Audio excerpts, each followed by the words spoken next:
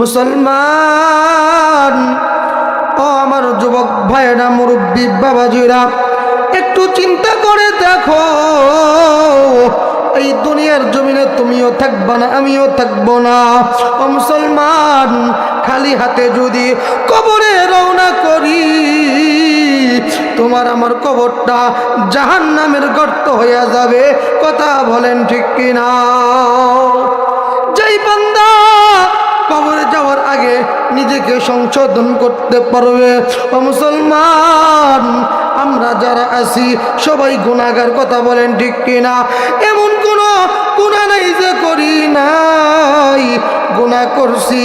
ও ভাই, মাফ করার মালিক কে? আরো জোরে কোন কে? আপনার আমার হায়াতের মালিক কে? যে আল্লাহ আপনার আমার কণ্ঠ দিছেন। ও মুসলমান, কেন দিলেন? যখন সন্তান বাড়িতে আম্মাকে আম্মা বলা ডাক দেয়, বলেন তো মার কলিজা ঠান্ডা হয়ে যায়। কথা বলেন ঠিক কিনা? যখন এমপি